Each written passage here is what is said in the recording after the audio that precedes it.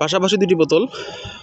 এটা হচ্ছে সরিষা ফুলের মধু, আর এটাকে দেখে গুড় মনে হলেও এটা আসলে কালোজিরা ফুলের মধু। সরিষা এবং কালোজিরার মধ্যে খুব সুন্দর একটা সম্পর্ক আছে। এই সরিষার মধু দিয়েই অনেক ক্ষেত্রে কালোজিরার মধুটা ভেজাল করা হয়। কিভাবে? সরিষার মধু ওভারহিটে পুড়িয়ে পাশাপাশি এর মধ্যে কিছু রং দিয়ে কালোজিরার মধু তৈরি করা হয়। কালোজিরা ফুলের মধু চেনার অন্যতম বৈশিষ্ট্য হচ্ছে কালোজিরা ফুলের মধুটা কখনোই জমবে না, ইভেন ফ্রিজে রাখলেও জমবে না। যদি জমে যায় সেটা 100% ভেজাল। আর সরিষার মধু খাঁটি, এটা চেনার উপায় হচ্ছে সরিষার মধু 100% জমে যাবে। যদি সেটা প্রথম কাঠের মধু হয় তাহলে সেটা নাও জমতে পারে ফার্স্ট সিজনে। তো আপনারা যারা বারবার কালোজিরা ফুলের মধু কিনে প্রতারিত হচ্ছেন, কারণ বাংলাদেশে এই মধুটা সবথেকে বেশি ভেজাল করা হয়, কালোজিরার মধু।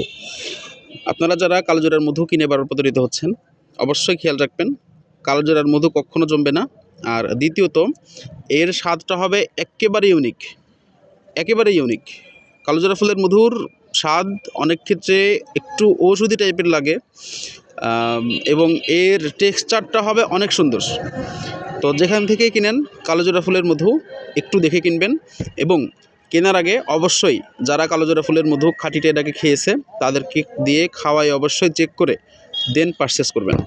জমজম অর্গানিকে 5 রকম মধু পাচ্ছেন: সরিষা, কালোজিরা, লিচু, বরই এবং গ্রামীণ চাকের মধু।